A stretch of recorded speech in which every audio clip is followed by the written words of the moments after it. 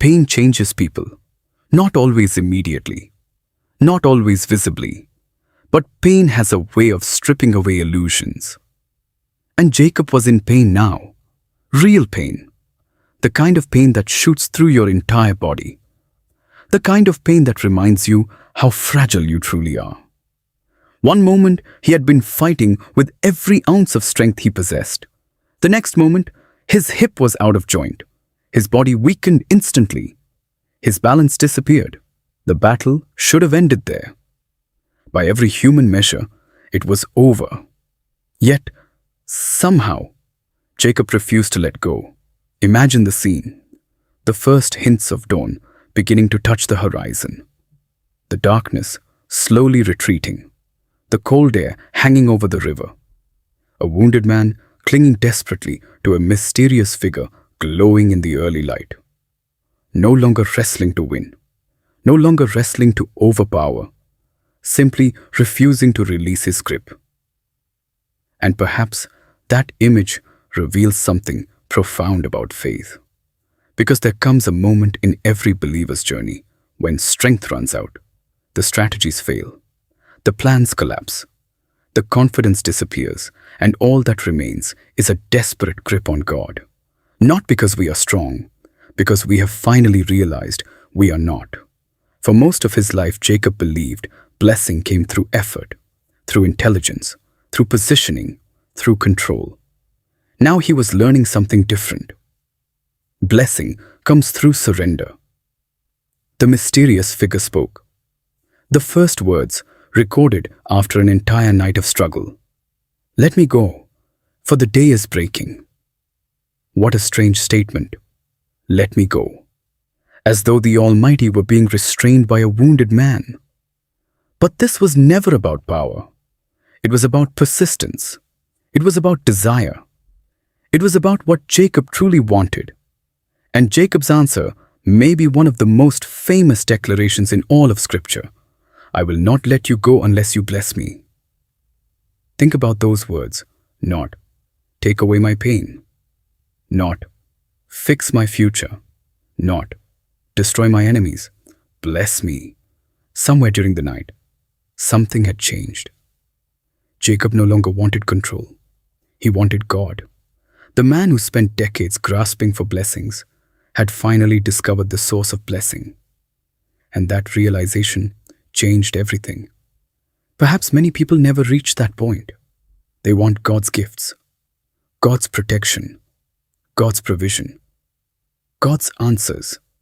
But Jacob had reached a deeper place, a place where he desired God himself, even if it cost him comfort, even if it cost him pride, even if it left him wounded. And that is where transformation begins. The mysterious figure then asked a question, a simple question, yet one that cut straight into Jacob's soul. "What is your name?" At first glance, the question seems unnecessary. Surely God knew his name. Of course he did. This question was not for information. It was for revelation. Because for the first time, Jacob had to confront who he truly was. Not the image, not the success, not the reputation. The truth. "What is your name?" And Jacob answered, "Jacob, the deceiver, the heel grabber, the manipulator, the struggler, the man who spent his life trying to secure through control what only God could provide." Imagine how difficult that confession must have felt. Because genuine transformation always begins with honesty. Before God changes us, He invites us to see ourselves clearly, not to shame us, not to condemn us, but to prepare us for something new. Then came the words that changed history, words that would echo through generations, words that would shape an entire nation. "Your name shall no longer be Jacob." Pause there for a moment. No longer Jacob, no longer defined by your failures, no longer defined by your fears, no longer defined by your mistakes, no longer defined by your past. Everything Jacob believed about himself was about to change. "You shall be called Israel, Israel, Because you have struggled with God and with men and have prevailed. Israel, a new name, a new identity, a new future, a new story. The battle had never been about winning. It had been about becoming. God was not trying to defeat Jacob. God was creating Israel. And perhaps that is what God does in every difficult season. We assume He is taking something away, when often He is creating something new. The old identity must die before the new identity can emerge. The old fears, the old wounds, the old definitions, the old labels, all must be surrendered. Only then can transformation occur. Jacob stood there breathing heavily, exhausted, wounded, changed. For the first time he understood. This night had never been about Esau. Esau was only the surface problem. The deeper issue was identity. Jacob feared facing Esau because he had never fully faced himself. But now that was changing. Now he knew who he was, or rather, whose he was. Then Jacob asked a question of his own. Please tell me your name. Finally, the question every reader wants answered. Who was this mysterious figure? Who had appeared from the darkness? Who had wrestled with him through the night? Who possessed impossible power? Who could wound with a touch? Who could rename a man? The answer remained mysterious. The figure did not give a direct name. Instead, he blessed Jacob there. And in that moment, Jacob understood. Not completely, not perfectly, but enough. Enough to realize this encounter was unlike any other.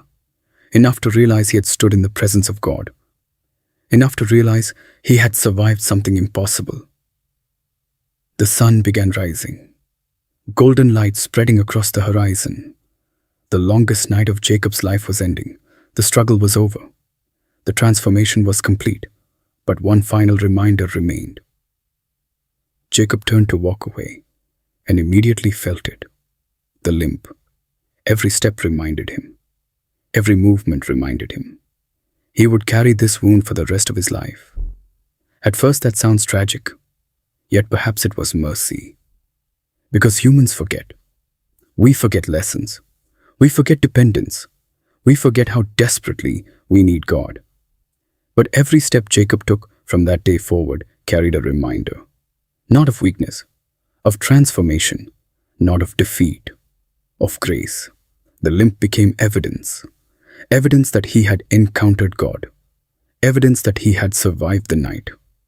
Evidence that the old Jacob was gone, and that Israel had been born. The sun rose higher, the river behind him, the future ahead of him. Esau still waited. The confrontation still remained. But something was different now. The fear that had followed him for decades no longer held the same power.